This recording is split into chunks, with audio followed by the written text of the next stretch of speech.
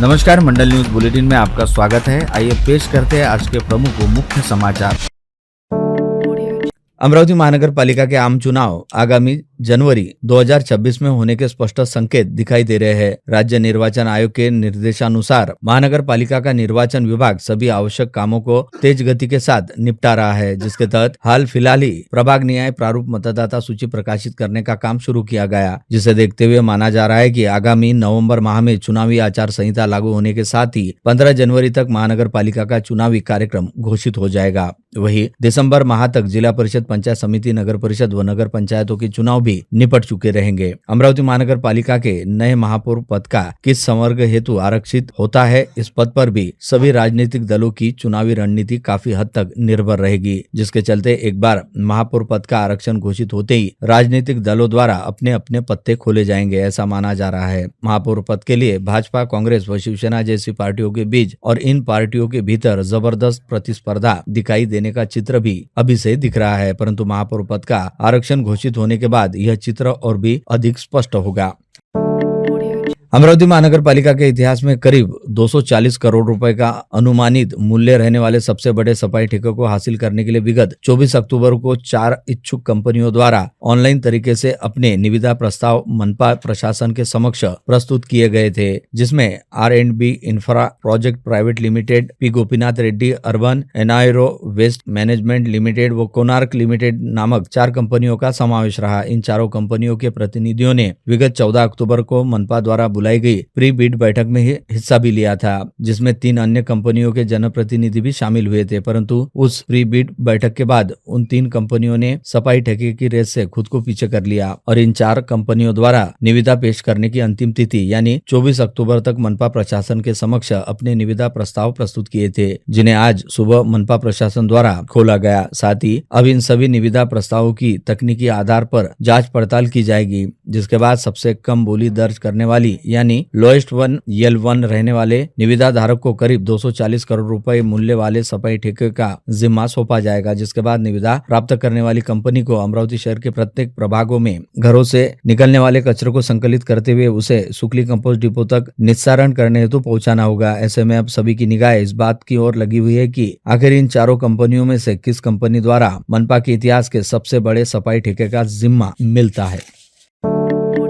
आगामी 30 अक्टूबर को अमरावती शहर में आयोजित 2 महत्वपूर्ण कार्यक्रमों के चलते अमरावती शहर में पूरी सरकार व्यवस्था की मौजूदगी रहेगी, जिसके तहत देश के मुख्य न्यायमूर्ति भूषण गवई सहित राज्य के मुख्यमंत्री देवेंद्र फडणवीस, दोनों उप मुख्यमंत्री एकनाथ शिंदे व अजित पवार तथा राज्य के राजस्व मंत्री व जिला पालक मंत्री चंद्रशेखर बावनकुले का अमरावती शहर में आगमन होने जा रहा है और सभी गणमान्यों की एक मंच पर उपस्थिति भी रहने वाली है, जिसे लेकर अमरावती शहर में अभी से व्यापक स्तर पर तैयारियां करना शुरू की है। बता दें कि आगामी 30 अक्टूबर को मार्डी रोड पर अमरावती विद्यापीठ के ठीक पीछे निर्मित किए गए स्वर्गीय रासू गवई स्मारक भवन का उद्घाटन व लोकार्पण होने जा रहा है, जिसके चलते देश के मुख्य न्यायमूर्ति भूषण गवई का 29 अक्टूबर को ही अमरावती आगमन हो जाएगा, जो अगले दिन सुबह 9 बजे दरियापुर स्थित स्वर्गीय रासू गवई के स्मृति स्थल पर जाएंगे, जिसके उपरांत अमरावती विद्यापीठ के पीछे स्थित गवई स्मारक के भवन के लोकार्पण समारोह में CM Devendra Fadnavis, deputy CM Shinde व पवार एवं पालक मंत्री बावनकुले के साथ उनकी उपस्थिति रहेंगी। इसके साथ ही 30 अक्टूबर को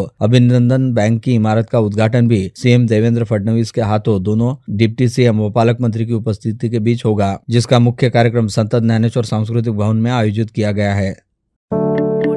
विगत लंबे समय से किसानों के अधिकारों तथा संपूर्ण कर्ज माफी की मांग को लेकर लगातार ही सरकार के खिलाफ उग्र भूमिका अपनाते हुए विविध आंदोलन के जरिए सड़क पर उतरकर संघर्ष कर रहे प्रहार जनशक्ति पार्टी के मुखिया एवं पूर्व मंत्री बच्चू कडू ने अब किसानों की कर्ज माफी, कृषि उपज को न्यूनतम समर्थन मूल्य की गारंटी, दिव्यांगों को 6,000 रुपए मानधन तथा भेड़पालों व मछुआरों के अधिकारों की मांग को लेकर 28 अक्टूबर को नागपुर में भव्य महाएल्गार आंदोलन करने की घोषणा की है, जिसके तहत राज्य भर से आए किसानों को शामिल करते हुए बच्चू कडू के चांदूर बाजार तहसील अंतर्गत बेलोरा गांव से नागपुर जाने हेतु भव्य ट्रैक्टर मोर्चा निकाला गया। इस ट्रैक्टर मोर्चा की शुरुआत आज 27 अक्टूबर को ही पूर्व राज्य मंत्री बच्चू कडू के नेतृत्व में बेलोरा गांव से हुई और आज रात वर्धा पहुंचकर रात्रि विश्राम करने के बाद यह ट्रैक्टर मोर्चा कल सुबह नागपुर पहुंचेगा। इस ट्रैक्टर मोर्चा का प्रारंभ करते हुए पूर्व मंत्री बच्चू कडू ने स्पष्ट चेतावनी दी कि बढ़ते आर्थिक संकट, सरकार की घोषणाओं से नाराज किसानों द्वारा किया जा रहा यह आंदोलन आर पार का और अंतिम होगा। यही वजह है कि बड़ी संख्या में ट्रैक्टर पर सवार होकर राज्य के हजारों किसान नागपुर की ओर कूच कर रहे हैं। साथ ही उन्होंने यह भी कहा कि अगर इस आंदोलन के दौरान सरकार द्वारा पुलिस के जरिए गोली चलाई जाती है तो वे खुद अपनी छाती पर पहली गोली झेलने के लिए पूरी तरह तैयार है।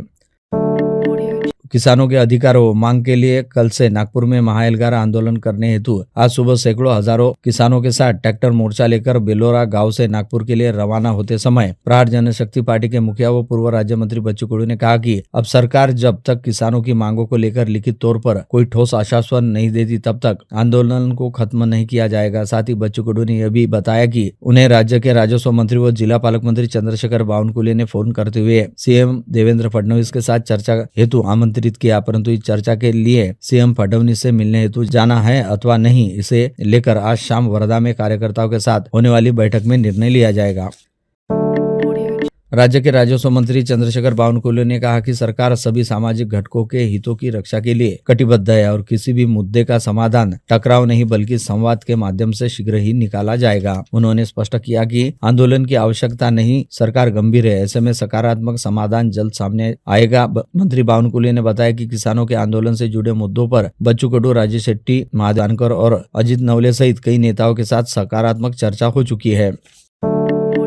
दिवाली के गिफ्ट को लेकर कांग्रेस नेत्री व पूर्व मंत्री यशोमती ठाकुर के बीच हुई जुबानी जंग के बीच पूर्व मंत्री यशोमती ठाकुर ने दावा किया कि विधानसभा चुनाव से पहले सत्ताधारी मायावती द्वारा उन्हें परेशान करने के लिए उनके पीछे प्रवर्तन निदेशालय यानी ईडी को लगाया गया था। साथ ही कांग्रेस की ओर से प्रकाशित एक किताब के लिए चंदा जमा किए जाने की बात की आड़ लेते हुए उन्हें किसी आर्थिक मामले में फंसाने की पूरी तैयारी भी कर ली गई थी, जिसके लिए उनके कहने पर पार्टी को चंदा देने वाले लोगों पर काफी दबाव भी बनाया गया था, परंतु सत्ताधारी दल द्वारा किए गए ऐसे तमाम प्रयास पूरी तरह से असफल व नाकाम साबित हुए हैं।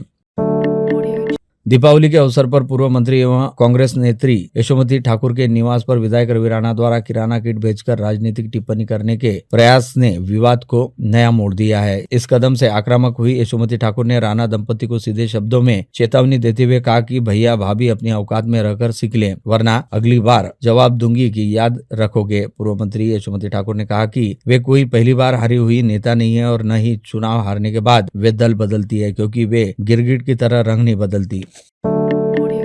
युवा स्वाभिमान पार्टी के नेता व बडनेरा निर्वाचन क्षेत्र के विधायक रवि राणा द्वारा अपने घर पर किराना किट व साड़ी का उपहार भेजे जाने के बाद कांग्रेस नेत्री व पूर्व मंत्री यशोमती ठाकुर ने सोशल मीडिया पर वीडियो जारी करते हुए इस काम के लिए विधायक रवि राणा को जमकर लताड़ लगाई थी और इसे आपदाओं से जूझ रहे किसानों का अपमान बताया। जिसके बाद अब विधायक रवि राणा ने भी सोशल मीडिया के जरिए अपना एक वीडियो जारी करते हुए बेहद सौम्य व शालीन तरीके से पूर्व मंत्री यशोमती ठाकुर की बातों का जवाब दिया। इस पलटवार वाले वीडियो में विधायक रवि राणा द्वारा कहा गया कि वे हमेशा से ही पूर्व मंत्री यशोमती ठाकुर को अपनी बड़ी बहन मानते हुए आए हैं और वह विगत कई वर्षों से उनके यहाँ दिवाली के पर्व पर किराना किट व साड़ी का उपहार भेजते रहते हैं, जिसका यशोमती ठाकुर द्वारा आज तक कभी कोई विरोध नहीं किया गया। ऐसे में इस वर्ष अचानक ही यशोमती ठाकुर द्वारा किया गया विरोध उनकी समझ से परे है।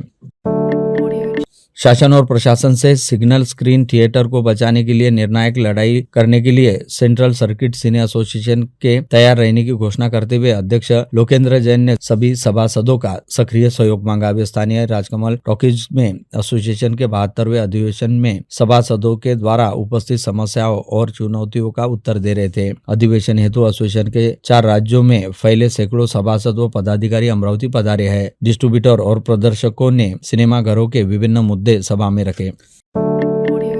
सर्किट एसोसिएशन ने आज हो रहे द्विवार्षिक कार्यकारिणी चुनाव हेतु समाचार लिखे जाने तक प्रदर्शन क्षेत्र से नरेश चौधरी, प्रकल्प राठी, संजय खुराना और शांतिलाल लुंकड एवं वितरक क्षेत्र से दिलीप लूनिया निर्विरोध चुने गए थे। यह जानकारी चुनाव अधिकारी एवं अमरावती के विजयश्री डिस्ट्रीब्यूटर के संचालक अनिल राठी ने आज दोपहर अमरावती मंडल को दी। उन्होंने बताया कि 2 पैनल के अलावा कुछ निर्दलीय भी कार्यकारी चुनाव के लिए मैदान में उतरे हैं। दोपहर 4 बजे के बाद चुनाव परिणामों की घोषणा होने की संभावना उन्होंने जताई।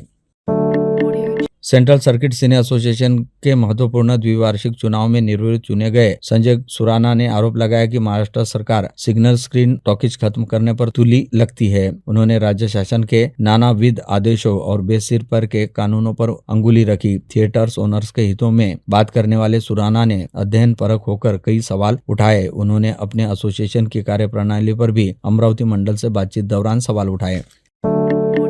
अमरावती से मुंबई के बीच हवाई सेवा का परिचालन करने वाली अलायंस एयर कंपनी द्वारा कल रविवार 26 अक्टूबर से अपनी विमान सेवा के टाइम टेबल में बदलाव किया गया और अब तक सप्ताह में 3 दिन दोपहर के बाद मुंबई के लिए रवाना होने वाले विमान से कल पहली बार सुबह 9:15 बजे मुंबई हेतु उड़ान भरी। साथ ही अब अमरावती मुंबई विमान सेवा को सप्ताह में 3 दिन के बजाय 4 दिन चलाने का निर्णय लिया गया, जिसके चलते अब प्रति सप्ताह सोमवार, बुधवार, शुक्रवार और रविवार को अमरावती से मुंबई के बीच अलायंस एयर की विमान सेवा उपलब्ध रहेगी। ऐसे में अमरावती मुंबई विमान सेवा का टाइम टेबल सुधारते ही अमरावती से मुंबई जाने वाले विमान यात्रियों की संख्या में भी जबरदस्त उछाल आया। कल रविवार को अलायंस एयर के 72 सीटर विमान के जरिए 67 हवाई यात्रियों ने मुंबई हेतु उड़ान भरी और नए टाइम टेबल के लागू होने के बाद पहले ही दिन अमरावती मुंबई विमान का आरक्षण हाउसफुल दिखाई दिया। मनपा की स्थापना में बड़े पैमाने पर रिक्त पद रहने के चलते बड़ी संख्या में ठेका नियुक्त कर्मचारियों की नियुक्ति की गई, परंतु खास बात यह है कि इसमें राजनीतिक कार्यकर्ताओं के साथ साथ कुछ आपराधिक प्रवृत्ति वाले लोगों की भी भर्ती हो जाती है और आगे चलकर ऐसे कर्मचारी बेलगाम होते हुए विभाग प्रमुखों के लिए सिरदर्द साबित होते हैं। इसके अलावा अब तक जहाँ कुछ राजनीतिक दलों के कार्यकर्ता ठेका नियुक्त कर्मचारी तौर पर भर्ती हुआ करते थे, अब वही कुछ ठेका नियुक्त कर्मचारियों द्वारा खुले तौर पर राजनीतिक दलों में प्रवेश किया जा रहा है। हाल ही में अग्निशमन विभाग ने इस तरह का मामला उजागर हुआ था। इस तमाम बातों के मद्देनजर अब मनपा आयुक्त सौम्या शर्मा ने आदेश जारी करते हुए कहा कि चरित्र प्रमाण पत्र एवं राजनीतिक पृष्ठभूमि की पड़ताल किए बिना किसी भी व्यक्ति की ठेका तत्वों पर नियुक्ति न की जाए। शहर में यातायात व्यवस्था को सुधारने हेतु महानगर पालिका द्वारा शहर के अलग अलग इलाकों में 29 हॉकर जोन निश्चित किए गए हैं, परंतु फेरीवाला समिति द्वारा इन हॉकर जोन को अपनी मान्यता नहीं दी गई है। फेरीवाला समिति के मुताबिक अमरावती मनपा क्षेत्र में 3500 के आसपास अधिकृत हॉकर्स है तथा अनधिकृत हॉकर्स को मिलाकर यह संख्या और भी अधिक हो सकती है। महानगर पालिका द्वारा घोषित 29 नए हॉकर्स जोन को पूरी तरह गलत बताकर उन्हें रद्द करने की मांग शहीद भगत सिंह हॉकर्स यूनियन ने आज दोपहर मनपा के गेट के सामने प्रदर्शन करते हुए की। यूनियन के संस्थापक अध्यक्ष गणेश मारोडकर और संजय शंके ने आंदोलन का नेतृत्व किया। श्री दिगंबर जैन ग्लोबल युवा महासभा ने पुणे की सेठ हरिश्चंद्र नेमचंद स्मारक ट्रस्ट की संपत्ति के अवैध विक्रय के संबंध में आज यहाँ जिलाधीश को निवेदन देकर जमीन बेचने की गुहार लगाई। निवेदन की कॉपी मुख्यमंत्री से लेकर सभी संबंधितों को भेजे जाने की जानकारी दी गई।